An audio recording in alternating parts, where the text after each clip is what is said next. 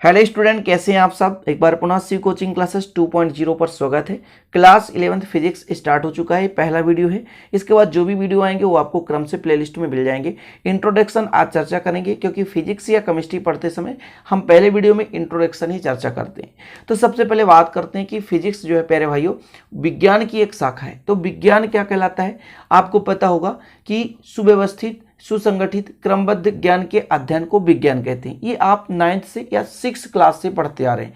सुव्यवस्थित, सुसंगठित, क्रमबद्ध ज्ञान के अध्ययन को है ना क्या कहते हैं, विज्ञान कहते हैं। अब यहाँ पर थोड़ा सा एक परिभाषा 11th के तौर पर देखेंगे कि प्रकृति और प्राकृतिक परिघटनाओं के क्रमबद्ध प्रेक्षणों, सुसंगत को एवं प्रयोगों से प्राप्त सुव्यवस्थित ज्ञान को हम विज्ञान कहते हैं। आप ये 11th क्लास के बच्चों के लिए कि प्राकृतिक यानी जो प्रकृति से हमें प्राप्त है उनकी जो परिघटनाओं का हम क्रमबद्ध अध्ययन करेंगे, उनका प्रेक्षण करेंगे, सुसंगत उनके प्रयोगों का हम अध्ययन करेंगे और उनसे सुव्यवस्थित जो हमें ज्ञान प्राप्त होती है वही हमारा विज्ञान कहलाता है। यानी विज्ञान के अंतर्गत हम प्रकृति एवं प्राकृतिक घटनाओं का भी अध्ययन करते हैं और उससे संबंधित हमें कुछ न कुछ ज्ञान मिलता है।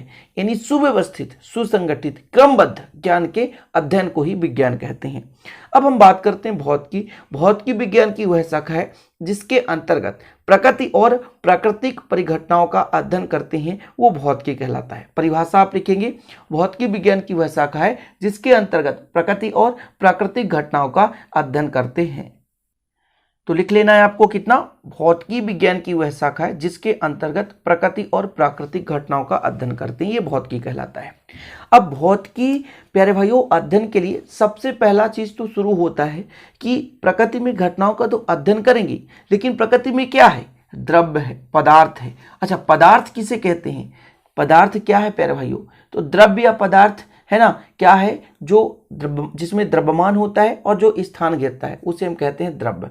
यानी एक प्रकार का वह पदार्थ जिसमें कुछ न कुछ द्रव्यमान होगा और जो स्थान घेरेगा उसे हम कहेंगे क्या, पदार्थ कहेंगे। जैसे हवा, पानी, लोहा, लकड़ी, कुछ भी ले लें। तो दुनिया का कोई भी वस्तु जो स्थान घेरता है, जिसमें द्रव्यमान होता है, उसे हम कहते हैं द्रव्य या पदार्थ।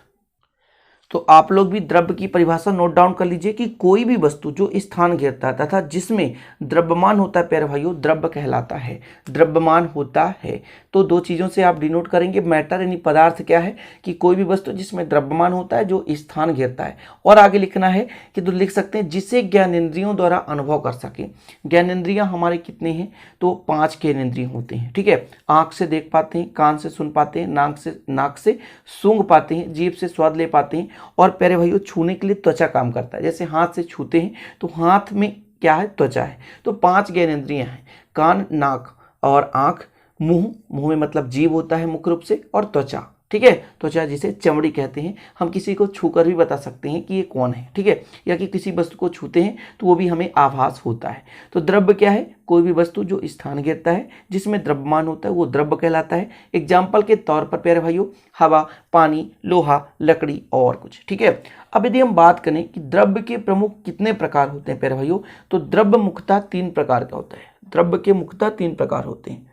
द्रव्य के प्रकार, द्रव्य के प्रकार कौन कौन से द्रव्य के प्रकार होते हैं, ये आप बचपन से पढ़ते आ रहे हो। ठोस, द्रव और गैस। कौन कौन से प्यारे भाइयों, ठोस, द्रव और गैस। तो 3 प्रकार लिखेंगे आप।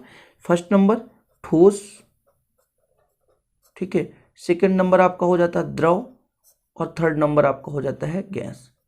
अच्छा, एक आप 9th क्लास में पढ़ते आए होंगे कि एक बोस-आइंस्टीन कंडेंसेट और एक प्लाज्मा, जो कि 2 और अन्य माध्यम है जिसे हम यहाँ पर मान नहीं समझेंगे है तो, लेकिन मुख्य रूप से हम 3 प्रकार ही पढ़ते हैं द्रव्य की, ठोस, द्रव और गैस। अब इनकी छोटी छोटी परिभाषाएं आपको लिखना है कि ऐसे पदार्थ जिनका आकार और आयतन दोनों निश्चित होता है वो ठोस कहलाते हैं। मैं यहाँ पर शॉर्टकट में लिख देता हूँ, यहाँ पर आप हेडिंग डालेंगे ठोस और यहाँ पर मैं लिख देता हूँ कि ठोस क्या प्यारे भाइयों, कि आकार और आयतन जिसका दोनों निश्चित होता है। ठोस क्या कहलाते हैं, जिसका आकार और आयतन दोनों निश्चित होता है। तो आप लिखेंगे आकार और आयतन, ऐसे पदार्थ जिनका आकार व आयतन दोनों निश्चित होता है वो ठोस कहलाता है। आकार और आयतन दोनों निश्चित होता है प्यारे भाइयों, वो ठोस कहलाता है। लिखें परिभाषा ठोस, ऐसे पदार्थ जिनके आकार और आयतन दोनों निश्चित होते हैं ठोस कहलाते हैं। इनके बीच जो आणविक बल होता है प्यारे भाइयों अत्यंत प्रबल होता है। इन ये अणुओं से मिलकर, जैसे मैं बात करता हूँ ये सॉलिड की, ये सॉलिड है ना, इनके बीच जो अणु हैं, ये अणु हैं, इनके अणु हैं प्यारे भाइयों, इनके बीच जो आकर्षण बल है वो प्रबल है। इनके बीच जो आकर्षण बल क्या है, प्रबल है। ये ठोस है, इनके अणु अत्यंत पास पास स्थित होते हैं, इसी कारण से इनका आकार और आयतन दोनों निश्चित होता है। इसी कारण इनका आकार और आयतन दोनों निश्चित होता है। किसकी बात कर रहे थे, ठोस की बात कर रहे थे। तो ठोस का आकार और आयतन दोनों निश्चित होता है, इसके बीच जो बल होता है वो प्रबल होता है। वहीं पे यदि हम गैस की बात करें, देखिए बेसिक चीज लेकर चल रहा हूं ताकि आप लोगों को आगे चलकर दिक्कत ना हो किसी भी टॉपिक को समझने या समझाने में, है ना। क्योंकि यदि आप पूरा फिजिक्स पढ़ेंगे तो क्रम से हर एक टॉपिक को हम कवर करेंगे। अब बात कर लेते हैं द्रव की। तो द्रव में क्या होता है प्यारे भाइयों कि ऐसे पदार्थ जिनका आकार अनिश्चित किंतु आयतन निश्चित होता है। आकार अनिश्चित होता है, यहां पर मैं लिख देता हूं, आकार क्या होता है, अनिश्चित होता है। आकार अनिश्चित होता है क्योंकि आप पानी को एक लोटा में रख दो तो लोटे के आकार का, एक थाली में रख दो तो थाली के आकार का, एक ग्लास में रख दो तो ग्लास के आकार का, एक प्याले पे रख दो तो प्याले का आकार का बन जाता है। तो आकार अनिश्चित, जबकि आयतन क्या होता है, निश्चित होता है। आयतन निश्चित होता है। एग्जाम्पल के तौर पर आप ले लो पानी, दूध, तेल। पानी, दूध, तेल, इनके बीच जो आकर्षण बल होता है, इनके अणुओं के बीच जो बल होता है प्यारे भाइयों, ठोस की अपेक्षा कम होता है। ठोस की अपेक्षा कम होता है और इसमें बहने का गुण भी होता है।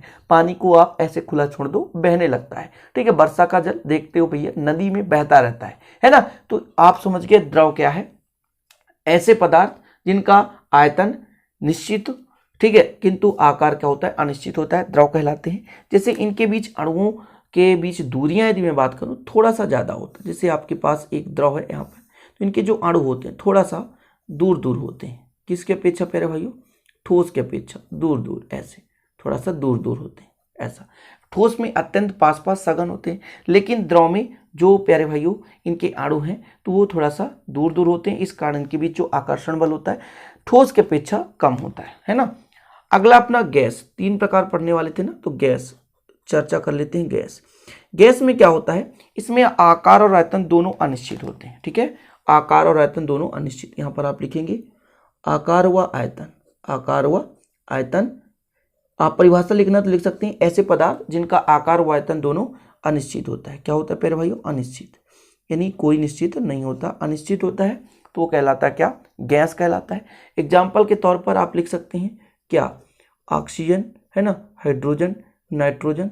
और इसके एग्जाम्पल आपने लिखा क्या, पानी, क्या, पानी, तेल, है ना, दूध, ये सब के सब क्या है, लिक्विड है, द्रव है। और प्यारे भाइयों गैस की बात करें तो जिनका आकार और आयतन दोनों अनिश्चित, वो गैस कहलाता है। ऑक्सीजन है, नाइट्रोजन है, हाइड्रोजन है ना, हीलियम भी एक गैस ही है, ठीक है। इसी प्रकार प्यारे भाइयों वायु ले लें, है ना, कार्बन डाइऑक्साइड ले लो, है ना, और कार्बन मोनोऑक्साइड ले लो, अमोनिया गैस है।